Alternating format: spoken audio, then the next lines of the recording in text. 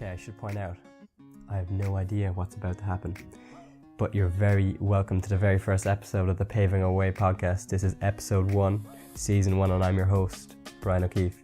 So I'm an Irish-born marketeer, and I'm over here in London and I'm doing a bit of marketing. It's my day-to-day, and this little podcast is a side hustle for me.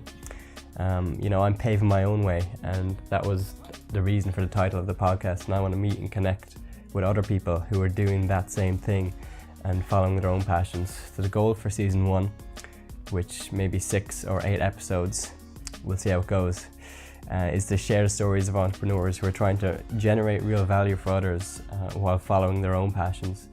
The episodes will be short form interviews, and the guests will include people living in London out of convenience and that are pursuing interesting projects, startups and lifestyles that are ambitious and connected to the values and meaning that they find in their own lives. So you can join me as I tumble my way awkwardly through the process of learning how to host an interview and meet some passionate entrepreneurs who are paving their way. So who knows, you may even be inspired to explore your own passions. I'm very excited about the first guest for season 1, episode 1. It's Irfan Qureshi. He's the Chief Executive Officer of GeoBiz, which is a new application that is for networking for business people. It's a smart and simple way to get yourself known in unknown markets and generate new leads and introductions.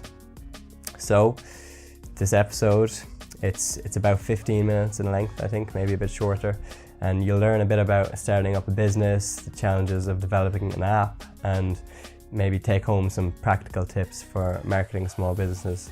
I really enjoyed speaking to Irfan, and I hope you enjoy the show.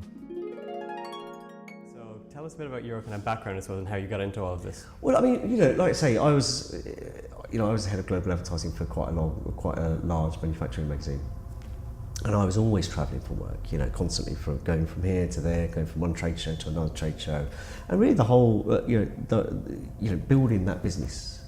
And building that advertising side, that commercial side. And the thing that I realised is there is a whole group of people that travel for work that are always, looking for that new opportunity, or they land in a country and they've probably got about 2 or 3 meetings lined up. But once they've done those meetings, they need to start building more of a network within that industry. Within that country rather. But they just don't know. They don't know that those people are there. And it happened to me. I'll give you the key example. I was reading your blog actually. Yeah. So you were swiping on that famous app. That sort of came on. I was still doing the famous app back in my single days when I was still doing that. But equally, I went along to go and see this customer. And I thought, there was about 3 or 4 of his competitors there. And I just thought, holy cow, why do I not know about these people?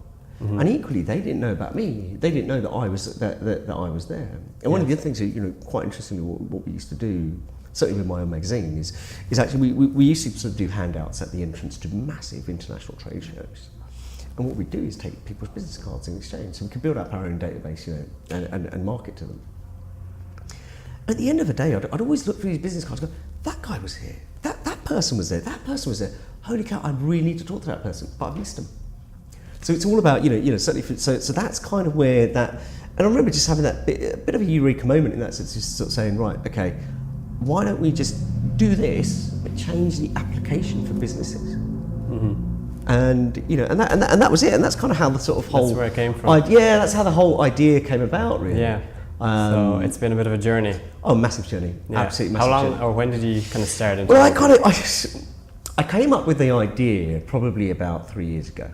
Okay. But you know what it's like with setting up a new company, you need to have funds in the bank. So I literally worked my butt off, saved every single penny that I could to be able to afford, not just building the app, but also the marketing behind it and building a team going forward, and if we needed premises. So actually getting that entire plan in place. Because what I didn't want to really do is go to somebody and say, look, hey, like a seed person or a venture capitalist or somebody else, and say, hey, look, I've got this cracking idea, give me some money. I'm going to go off and I'm basically going to go off and take a risk with your money.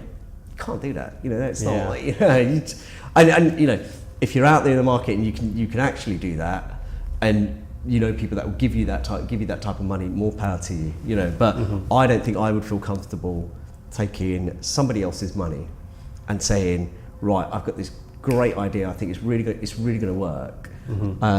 And then, you know, sort of saying, right, okay, and then flopping, let's say, yeah, sorry, mate, my idea wasn't actually I know that what good, you're saying. you know. So Yeah. So talk to us about maybe like the challenges, because of what I've heard from developing apps, like it is kind of a big process. It's I long. guess the biggest challenge it always is being able to pull. So you've got your scope document right at the start. And you know, I guess what a lot of clients that go to app developers, and from a client side, which is technically me, the challenge always is to stick to your original, so you're what you originally set out to do, and not to let your head get sort of in the air and go, oh, I want to add this, and I want to add that, and I want to add that, and I want to add that, build that in, because by that time, what then happens is. You say you've got deadlines and you've got milestones and things like that, but by that time milestones go well out the window because you've just added more and more and more and more and more, and then expecting it to be delivered at a certain date, but then not realising actually, holy cow, without me adding those milestones in, we would have reached that date. Okay. So I've been quite sort of. The biggest challenge is holding back in terms of adding new features in and this, that, and the other. So I don't think you can do that, because if you want to have a project delivered by a certain date, stick to your original document and then go for MVP 2, and then say, right, okay, this is where we can build all these new features in. So I guess that's probably the biggest challenge. And the other thing is, I don't come from an app world. You know, I'm an advertising man. You know, but we're getting there. I hope so. Yeah, I hope so. So the launch is next month. Yeah, next month. Third of July is when we Yeah. officially launch and we go live. We've got a bit of a testing period before then. Okay. And you know, I don't know what the testing period is going to throw up. I hope it doesn't throw all sorts. I'd imagine. Yeah. I really hope it doesn't throw any monkeys in our direction. In terms of like the marketing communications and things like that, how are you? Yeah, we're doing really well actually. I mean, you know, I've entrusted a marketeer, even though I know what I'm doing myself. So he gets a lot of guidance, and him and the team, you know, get a lot of guidance. Get a lot of guidance from us. So, you know, we've got a massive advertising campaign planned for the launch date for a start. A lot of it we're doing via social media.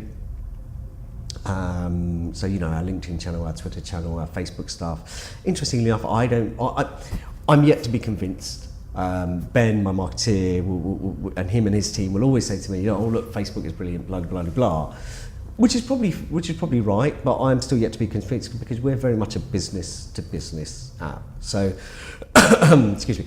I think when you go to Facebook, when you log into Facebook, you go there to consume media about your friends and your family, or, you know, if you're a consumer product. We're not a consumer product. We're one step away from that. We're a business-to-business networking tool. And I don't necessarily believe, again, I'm yet to be proven wrong, I don't necessarily believe that Facebook is the right place for us. LinkedIn, absolutely.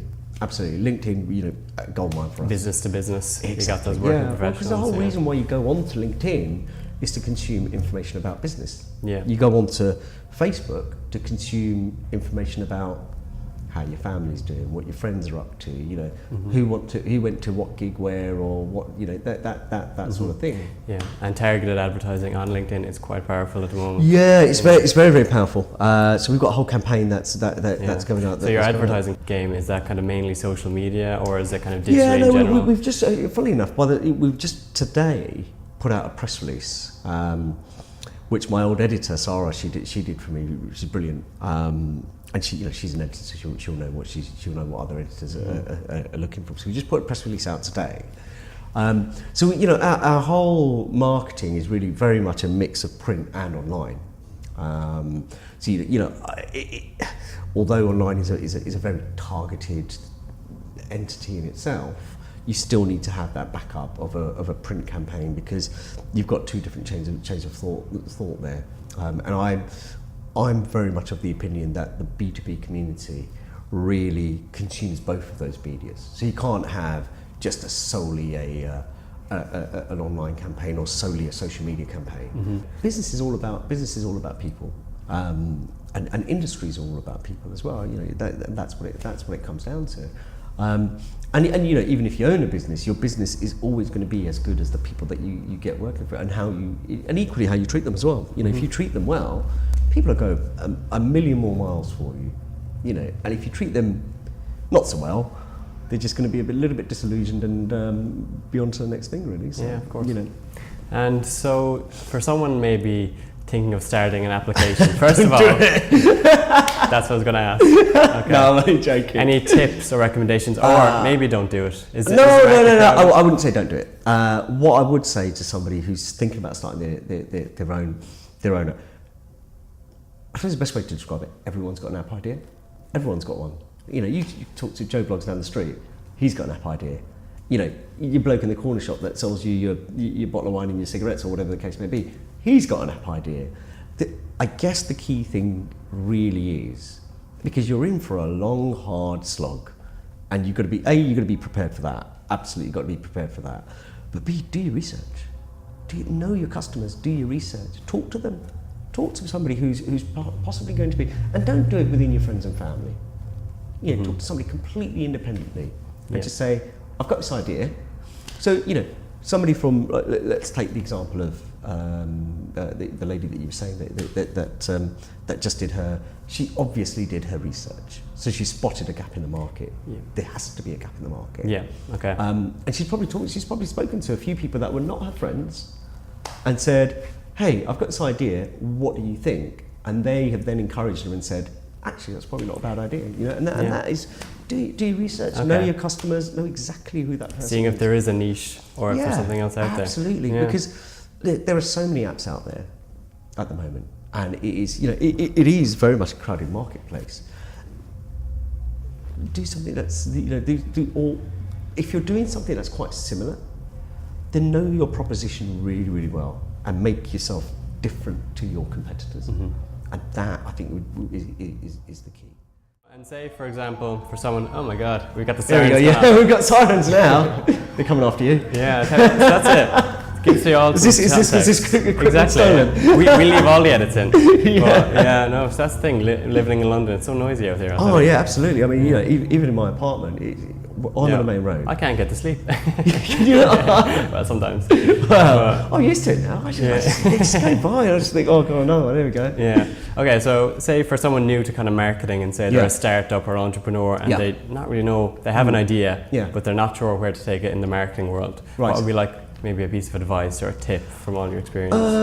Again, understand your customers. Understand your customers. Understand how they interact, what media they consume. That is going to be a key thing. And go and do a bit of market. Do market. You cannot, don't start anything without researching your market and talking to them. Do a little survey, or even do a focus group. Focus groups are brilliant because people will give you an honest answer. If somebody thinks it's a bit rubbish, they'll tell you it's a bit rubbish, and then don't go and do it. Yeah. You spent a couple £100 on a focus group, or you've booked a room, you've provided tea and biscuits, or whatever the case may be, but you've saved yourself thousands and thousands of pounds, because if your focus group isn't, and don't make your focus group for your friends and family. It's the silliest thing to do. Get people that are going to be your customers. So just know your customers inside out and how they behave, how they interact, what are they consuming, what are they searching for on Facebook? What are they searching for on LinkedIn? Are they reading magazines? What websites are they looking at? Those sorts of things you absolutely need to have nailed. Are they using Twitter? How often do they tweet? All of that, just build that picture. Well, thanks so much. You've been very insightful, actually. You've got all that experience. Thanks so much. And say, for example, if people want to find you on social absolutely, media. The Twitter account is geobiz_app. LinkedIn, obviously GeoBiz app. Facebook, geo_biz_app. Yeah. Or you could just go straight to the website, which is the www.geobizapp.com. You know, I think by the time this goes out, we probably would have already launched, so you can download it straight away. Yeah. So that's what we've got to do. That's what you got to do. Right? So thank you so much. Yeah, I'll leave all those links in the show notes as well. Yeah, that'd be brilliant. Yeah, you've been brilliant. Thanks a lot. Thank you so much. Thanks, Brian.